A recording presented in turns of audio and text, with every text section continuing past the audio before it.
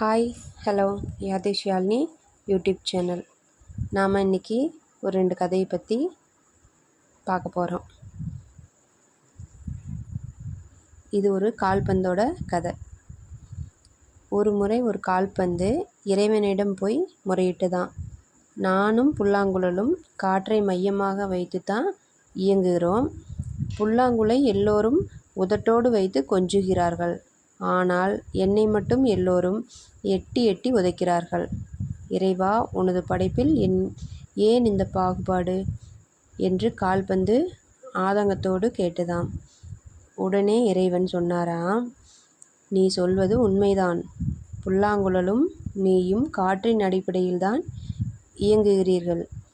புல்லாங்குழல் தான் உள்வாங்கிய காற்றை அழகிய இசையாக உடனே பிறருக்கு கொடுத்து விடுகிறது.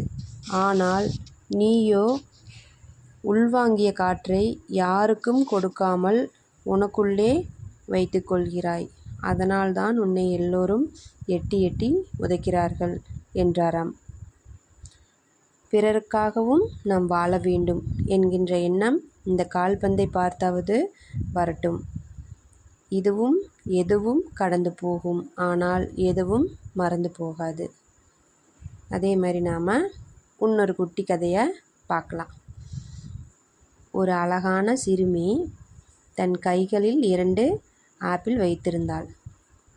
அங்கு வந்த அவளின் தாய், நீ 2 ஆப்பிள் வைத்திருக்கிறாய், 1 எனக்கு கொடு என்றாள். தன் தாயை ஒரு வினாடி பார்த்த அந்த சிறுமி பின் உடனே ஒரு ஆப்பிளை கடித்து விட்டாள். பின் 2வது ஆப்பிளையும் கடித்து விட்டாள். தாயின் முகத்தில் இருந்த சிரிப்பு உறைந்து போனது. தன் ஏமாற்றத்தை வெளிப்படுத்த முடியாமல் தவித்தாள்.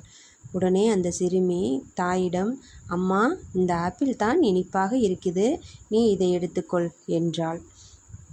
நீதி. நீங்கள் யாராக வேண்டுமானாலும் இருக்கலாம், எவ்வளவு அறிவுடையவராய் கூட இருக்கலாம். ஒருவரை கணிப்பதை கொஞ்சம் தள்ளி போட்டு கணிக்கலாம்.